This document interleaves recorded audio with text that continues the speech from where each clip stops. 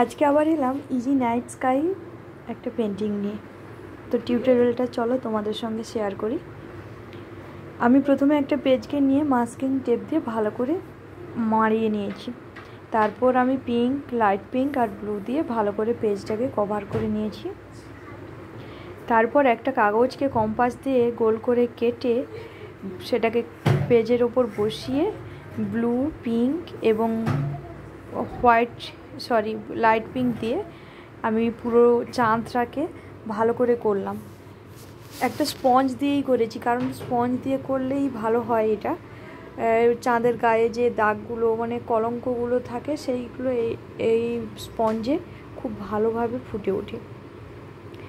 তারপর একটা খাদ বোঝানোর জন্য আমি কি করেছি, একটা কালো রং দিয়ে একটা ঢিবি টাইপের তৈরি করার চেষ্টা করছি। উল্টোনো ঢিবি, মানে নিচে খাদ আছে এরকম বোঝা যাচ্ছে, আর ওর ওপর জ্যোৎস্না পড়ছে এইটা বোঝানোর জন্য আমি কালোর সাথে সাদাটা ওপরের দিকটা জাস্ট মিক্সড করে দিয়েছি।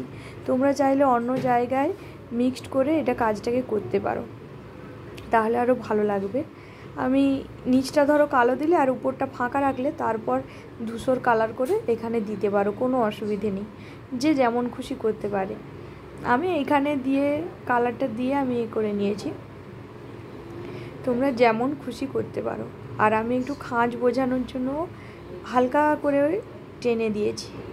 তারপর আমি ওপর থেকে একটা গাছের ডাল নিচের দিকে ঝুলে আছে সেই রকম একটা করছি। আর এতে ফুল দিয়েছি, কয়েকটা বসন্তের ফুল, দেখতে যাতে ভালো লাগে সেই রকম আমি চেষ্টা করেছি, দিয়েছি বসন্তের ফুল দিয়েছি। বসন্তের ফুল নয়, মোটামুটি একটা ফুল দিয়েছি। এটাও আমি লাইট পিঙ্ক করেছি, লাইট পিঙ্ক দিয়ে করেছি। এটা এখানে আলোয় খুব সাদা লাগছে। আমি এই ছবিটাতে 3টেই কালার ইউজ করেছি, ব্লু, পিঙ্ক, লাইট পিঙ্ক, আর ব্ল্যাক আর হোয়াইট। 5টা, 3টে আমি ইউজ করিনি। আর এই লাইট পিঙ্কের সেখানে আবার একটু করে পিঙ্ক দিয়ে দিচ্ছি যাতে জিনিসটাকে খুব সুন্দর লাগে দেখতে। তারপর ওইখানে একটা মেয়ে দাঁড়িয়ে আছে এরকম বোঝানোর জন্য আমি এটা হচ্ছে নিয়নের পিঙ্ক কালার, এই কালারটা নিয়ে আমি কাজটা করেছি কমপ্লিট। এইভাবে চুলটা ছেড়ে রেখেছে, এই রকম করেই আমি করেছি, খুব ছোট করেই করেছি এবং একদম সিম্পল ছবিটা। তারপর আমি মাস্কিং টেপগুলোকে ধীরে ধীরে তুলে নিয়েছি। মাস্কিং টেপগুলোকে কিন্তু ধীরে ধীরেই তুলতে হবে, তাড়াহুড়ো করে তুললে ছবিটা ঘেঁটে যাবে। আর এই যে পুরো লুকটা কেমন হয়েছে অবশ্যই জানিও।